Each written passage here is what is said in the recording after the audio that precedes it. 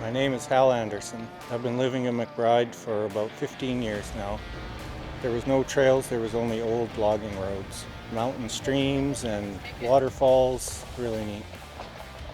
Well, we started building the McBride Mountain trails in about 2011. It started off with just volunteers, and then we slowly started getting some grant money, and so we used some local road builders and convinced them to help us with some trails. And eventually we ended up getting some real trail builders from the Vancouver area, and that's who's finished the last few trails that we've built. The first trail was ragged, and it was a hand-built trail all by volunteers, and then the upper ragged, the top half, was built with a grant for local employment for youth, and so we hired two McBride kids to build trails by hand. All we're doing is maintaining what we have. We haven't built anything in probably about 3 or 4 years now. The fire was bad for the trails. We didn't think it would be that bad. It changed the scenery, which was really cool. Now riding down through the burn and the berms, you can see everything ahead so far. It's like a totally different trail. But the new growth that comes after the fire has just overtaken some trails to the point where we actually don't really know what to do, how to keep it down. My favorite trail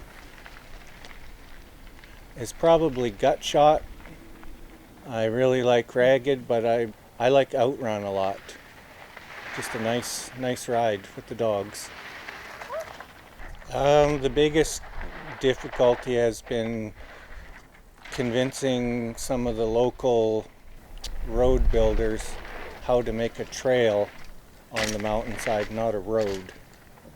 That's definitely been the biggest problem. Trails have to be a certain grade, so under a 10% grade to be a proper trail. So that's definitely been the biggest challenge, and that's why some of our trails are hard to ride. They're very steep. Well, building a trail, so it starts with you have to get permission from Forestry, Parks and Recreation Division of Forestry. And then after that, you either need lots of volunteers or a professional trail crew to come in, but they're very expensive. And then there is the Whistler standards, and so they set the standard of how trails needed to be built safely, both with signage, slopes, different sizes of jumps and everything. It's all in a book called the Whistler Standards. The features and the trails in general are looked after by volunteers, so everything's always safe. We have lots of people riding them, and so people let us know right away if there's trees down or if there's been damage by sometimes horses, or sometimes someone decides to go on the trails with an ATV and causes damage. So we always find out right away and get people up there to fix everything up.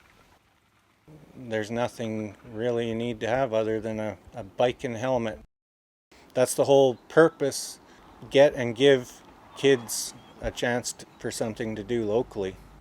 I would like to add that we need to get every kid in school biking every day.